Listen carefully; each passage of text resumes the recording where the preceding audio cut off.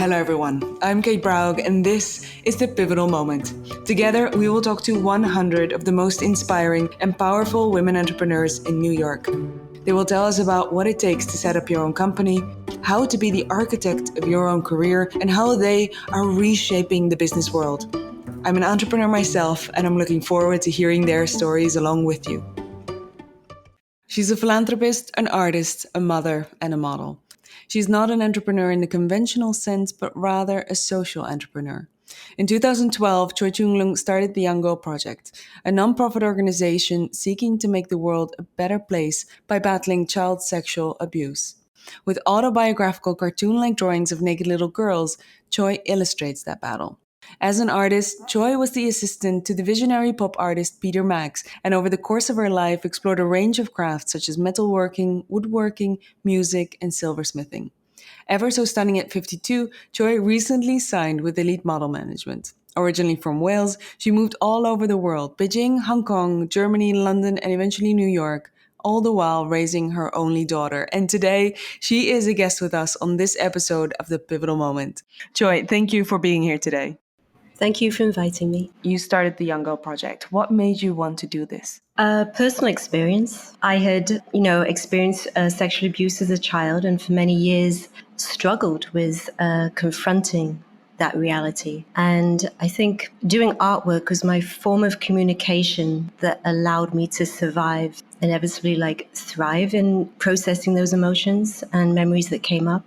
And in 2012, I was doodling girls' heads, which I'd always done over the years. And a friend saw me and said, "What are you doing?" And I just said, "Oh, just doodles." Usually I would throw them away. They'd be on receipts and envelopes. And they said, "Just, why don't you continue?" And I was sort of shocked at the suggestion that I should do cartoons, not abstract art. But there was also a fear in being really talking about it publicly, because when you draw something so literal, it's not hidden in the abstract. And so that's where the project started. Right. So that was the beginning. And the name of our podcast is The Pivotal Moment. So I want to ask you if there was one specific moment that made you decide to really go for it. And I mean that one pivotal moment you can remember that made you realize that you were the one to do this. Yes, I started sharing my artwork on Instagram, and I noticed a lot of younger kids and younger adults were following me. And, it's a really nice way of getting work out there that wasn't being seen in galleries and directly to that generation. And I started having people DM me and sharing their stories or asking for advice or saying this artwork impacted me immensely and continue because it really helped them. And subsequently, a girl contacted me on Instagram and wanted to meet for coffee. And she told me about her being abused by a teacher in school when she was 8. And through that conversation, she then decided to report it to the police. And that report, even though she wasn't looking to do any legal action, that report basically also brought on another girl that corroborated her evidence. And the school teacher was removed from the education system.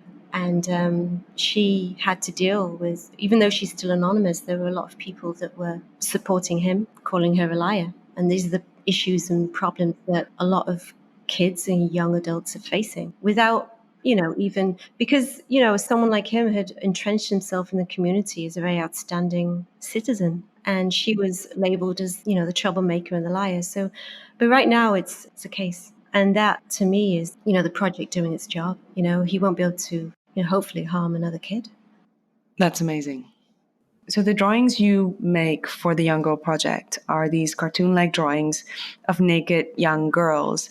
Are those girls you? It's autobiographical. I mean, the emotions and feelings and stories that come out in the drawings are from my experience. Do those experiences still play an active role in your life? They don't control me subconsciously anymore. Or let me say they control me less. Yeah, you'll never be able to erase or completely take away your past. But there is a point that I feel I passed where it didn't affect my present as much. It didn't control my emotions or bring me down, And creating the Young Girl Project, what was the purpose of it?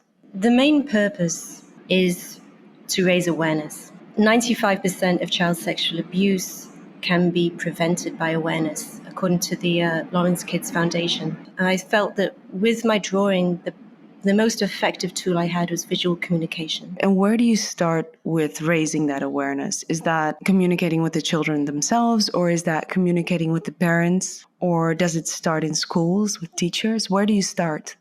We came to the conclusion that it's the caretakers that we have to enroll to be protectors. So caretakers could be anyone from older siblings, babysitters, parents, teachers, social workers. It's like the people that are the gatekeepers to the children, because children don't have access to the social media that I'm using in order to show the work, or the website is not always easily accessible to a young child of 5, 6 years old. So it would be enrolling the adults or older teens to start this conversation. During those awareness campaigns, there will be people who realize that someone they know is a victim of sexual abuse. What should they do? Well, if they know a child is being sexually abused, then if it's possible to remove the child from the personal situation that is putting that child at risk. If it's not possible to do that, it would be to raise concerns with teachers, social workers, and police who can assess and help protect the children from further abuse. Even making a statement to the police would red flag that child or person to people. If people want to avoid legal cases, you can still report or make a statement. And if that person is a serial abuser and another person also reports, you're creating corroboration. And that's the thing with child abuse. Whether you come out as a child, people will maybe not believe what you're saying. And as an adult, they'll not believe what you're saying either if there's no proof dating back to the time it occurred, So I think corroboration is the main proof that people would need to move forward and remove a person who is doing this. Right, because it's such a sensitive topic. So I can understand that it's a very sensitive thing to approach. Yeah. What are your future plans for the organization? I would like the organization to have raised the level of conversation on this issue by creating awareness campaigns, and not just in this country, and where it would be normal and commonplace to talk to kids this way and not something that's held in secrecy or embarrassing. And it won't be easy because a lot of abuse happens within the family unit, and children and adults have to contend with being shunned and ostracized by their families and communities for speaking out. My hopes is this will be achieved in some way through the awareness campaigns, or at least creating a community which supports victims and gives them that sense of family. You just mentioned that most sexual abuse is actually done within the family unit. How do you get a child to talk about sexual abuse? Because it's such a personal topic and it's so close to home. How do they open up? When it happens, you don't know what is right or wrong as a child because you're taught to listen to adults, do as you're told. And until you get older, you don't have that sense of knowing something is wrong. And I hear that all the time from people that come forward as adults. It's like, well, why didn't you stop it earlier? You hear people saying, well, a child doesn't know what is wrong or right in that moment. You just deal with your life thinking that is normal life, So you've experienced abuse when you were a child. When did you start opening up about it? Well, I'd always had specific memories that I had always thought were odd. And I'd walked around with this feeling of something didn't feel right, but I couldn't access or process that feeling or understand that feeling. From a young age, I was very emotionally cut off. I couldn't understand, my fellow classmates who had this euphoric reaction to certain things. I was very, almost like emotionally like a flat line. I never got super happy and I never got super sad. And I always did wonder about that, especially when you start dating at a young age. And I never fell into these intense feelings. And as I got older, there was certain memories that just always came back over the years. And in hindsight, I kind of go, why did that not come across as super strange and weird? But it was the normalization that had occurred within me that was normal to me. And then when I had my daughter, I was around 30 years old, 29 years old. She was around 2 years old and I started getting flashbacks and intense emotions that were coming up that made no sense to me. Very panicked feeling, and depression. And I think I was told once I reached out to get help that it usually occurs, memories, flashbacks, at the age you were when you were first abused. And your child reminds you of yourself in that moment. That was the beginning of starting the journey to discover what had happened. Is part of that process also confronting the person who did it? That is part of the process of healing, if you're able to do that. Were you? No. One person was a man that worked in the Chinese restaurant, and he passed away before I could confront him. It would have been great if you could have. Yeah, definitely. Because I do think that I was not the only, well, I know I was not the only person that he sexually abused. Choi, back to the organization itself. In what stage is the organization? Are you raising funds? Are you looking for anything in particular? Well, right now I have fiscal sponsorship through Fractured Atlas and currently looking for a third board member to complete the 501c3 nonprofit status. So I'm looking for a person, with passion for the cause and also experience in business and fundraising, etc. So that is probably where I'm at right now. And I'm doing that with VLA, which is Volunteer Lawyer for the Arts. And one of the board members is Joseph Tedeschi, who's on that board, and he's a lawyer, so he's he's volunteering, very helpful with moving this process along. And Joy, your background is in art. You're an artist. Shifting from art into entrepreneurship or being a social entrepreneur, what is the most challenging thing about setting up a nonprofit organization for you personally? The most challenging thing has been setting up a structure and mission that is like an arrow on a bullseye to the problem. So a lot of work has been put into researching and analyzing the problem and looking at what similar nonprofits are doing and how ours can be different and also help those nonprofits. So the idea was not to contend with existing nonprofits, but support and refer people to them. So an online information hub seemed like the best way to do that. And I've been doing that with my volunteer, Lindsay Caban, who did so much great work in terms of analyzing. And effectiveness of the nonprofit is very important to me. So having goals backed up by action and action seeing results and solutions to the problem. So when opportunities or collaborations come up, I do ask, does this align with the purpose at hand? And if so, I move ahead. If it doesn't, I don't. Joy, over to your personal life. You're originally from Wales, and although you've lived all over the world, you luckily never lost your accent. You grew up in a Chinese English family, a family of 7 in the UK. What was it like growing up in Wales? What drove you to leave the UK and travel all over the world? Growing up in Wales, there's 5 siblings, 5 of us, and we owned a Chinese takeaway. So we were that Chinese family who supplied the food for the city we were in or the village we were in. And there were not many Chinese families at that time. This was in the 70s. So, growing up was a challenge in a mixed race family in British culture. We had to deal with racism, as well as a home life where culturally we were expected to act Chinese inside the home. But as soon as we left the house, we were exposed to a completely different opposing culture. It was not easy. At the same time, Wales is a beautiful country and nature is abundant. And I was raised on an island not far from the Snowdonia Mountains. So it's a magical land the way I see it. So there was so many good things about being raised in Wales and the people and the influences I had growing up. With friends and the exposure to many different types of people. Wales was full of communes at that time, and students from all over the world came to Bangor University where our restaurant was. Lots of music, which was on the college circuit, come through.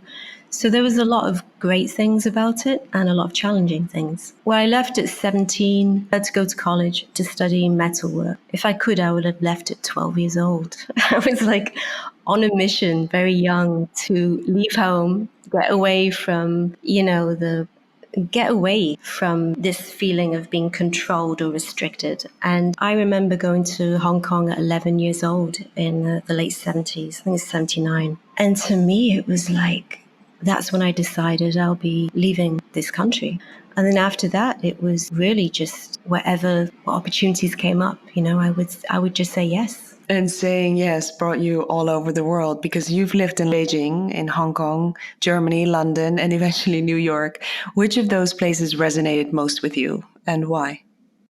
China, whether it's Beijing or Hong Kong, that culture had always been absent in my upbringing. It had been not experienced. It was something I knew. I was half Chinese, but living in England, it was not experienced on a total level. So I think going to Hong Kong as a child, that was definitely the most impactful experience. The sensory overload I felt from that place, the sound, touch, smell, food, everything was so colorful and vibrant. And Chinese culture is a very deep and unbroken culture. So I learned Kung Fu, I learned Chinese music, I immersed myself in that, and it influenced a lot. But eventually you ended up in New York and you stayed. You never went back to China. Yes, I came here on a holiday, really, and I went, oh, I like this place. It's fast. It felt like it was my speed. I was living in London at the time, and I liked it, and I did stay, yeah. And during your time here in New York in 1994, you started working as the assistant to the visionary pop artist Peter Max, which is a big deal because he was one of the biggest artists of his time and brought this new level of originality to the art world. What did you learn from working with Peter Max? At the time, I wasn't aware of this, but looking back, I can see that I learned a lot from observing him and how art can be made available to anyone. Because I think how he, in the 70s, through his prints and licensing, and he was in every person's bedroom in the form of a poster or a bag or a t-shirt. And the way he made art viral before social media and his reach and influence in that time was unmatchable. In hindsight, I can look at that and take a lot of inspiration from it. In the moment I was working for him, I didn't understand the achievements so much of what he was doing. I was working with his artwork and just doing my job. But I think I was not really understanding how much I could learn. And how closely did you work with him? Well, it was interesting. I met him in a line for a movie on the Upper West Side. So I got to know him outside of the work at first. We just started chatting as we were waiting for popcorn, and he offered me his card and said, I'm an artist, and he knew I was an artist. So he said, come by the studio. So he had a lot of people working for him, and I worked mainly with his sketches and, creating licensing ideas or just redrawing stuff. It was part of the art department. But I got to say, without him, I would not have been able to continue pursuing my own art. My personal experience is he treated me very well. Without his flexibility regarding work, I would not have been able to continue raising my daughter and doing my own work because he allowed me to bring her into work. I was also able to work from home when I needed to. And when I moved to Germany to work on a music project I was doing there, he would send freelance work to me that I could do there and I sent back with FedEx to New York. So he gave me the means to work for him and pursue my own art. And for that, I always say I'm forever grateful, It's quite refreshing to hear this, actually, because Peter Max does have a reputation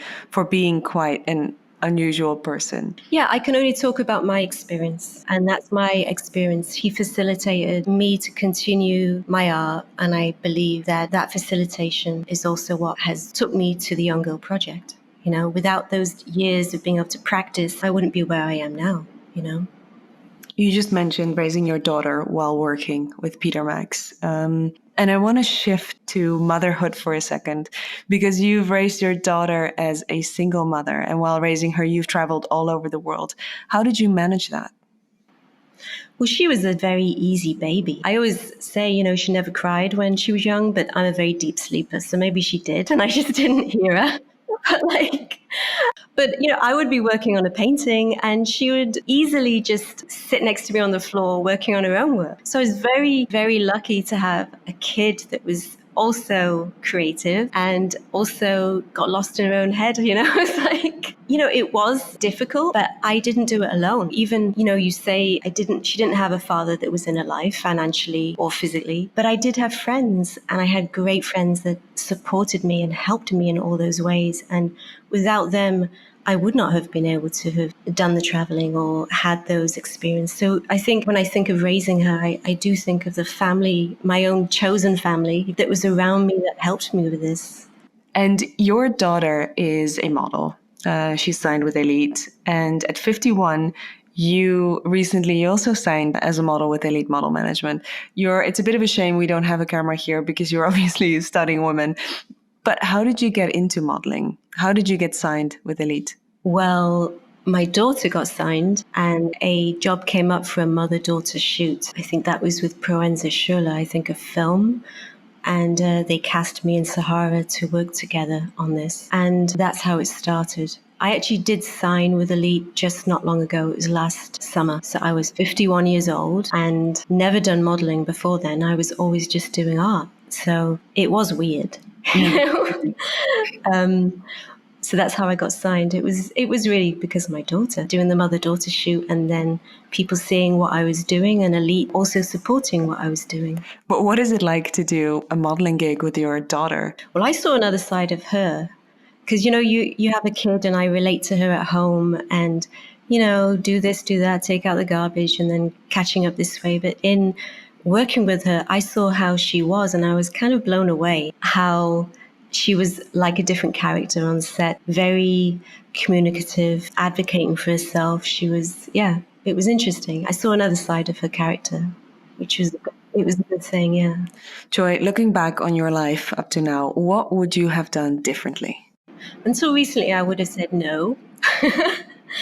Because I believe that change in the past would be not accepting or valuing my present moment. Right. I was kind of expecting you to say that, but now you're not. Go ahead. In having conversations with people, I think recently I would say, it would have been nice not to have gone through so many hard lessons or experiences and to have laughed and enjoyed life more. There were years of very deep, where I was very unhappy. And so looking at myself then to now, I see a massive change. Would I have preferred not to have gone through it? Yes. But do I value the lessons that came from that? Yes, also. And how did you get over those moments of depression and struggle? I had to work hard in therapy to address past and learned to see negative emotions as like a muscle. And if you keep thinking about it, the muscle will get stronger and harder. And if you can replace those negatives with positive thoughts, you can minimize the control it has over you. So it was really, a lot of reading and a lot of self-work, We just looked back and thought about what we would have done differently. Now let's look into the future. And I want to ask you, what do you still want to achieve? Lots of things. There's so many. I have like an Evernote wish list of all these projects. If I get to do 2%, I'll be totally happy. I mean, I'd like to finish this comic book that I'm doing, which is to raise awareness with young children. I'd like to finish the documentary that's in the works. I'd like to work on a film, or animation. Things that have to do with the Young Girl Project. Yeah, and the achievement on the end, on the end goal would be to have this issue to be something that's talked about in a very non-shameful way. Everyday conversation that kids say no, defy authority, kids listen to their gut, kids listen to themselves, advocate. These are all attributes that work well for you later on in life too. If I can help one kid get away from an abusive situation, I've achieved something. The project has achieved its goal. Choi, if you could have dinner with anyone in the world, dead or alive, who would it be?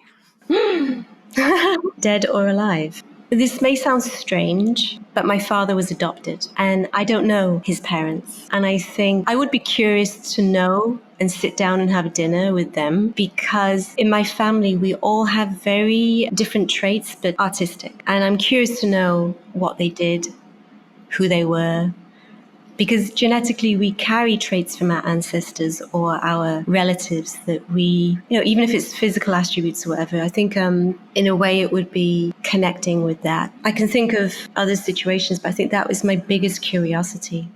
Greatest accomplishment so far? My kid. If you're going to be a creator, that's creation, right? And the Young Girl Project. Coming to that point where I feel I found my purpose with the artwork, where it has a life beyond just drawing. It has a means of communication with people. That gives me a lot of satisfaction. Choi, thank you so much for being here today. And thank you for opening up so truthfully about such a sensitive topic. Thank you for inviting me. For everyone at home, thank you so much for downloading this episode of The Pivotal Moment. If you've enjoyed it, please feel free to share it with anyone you know or someone you think will enjoy it too. I'm looking forward to meeting with you again on the next episode of the Pivotal Moment podcast.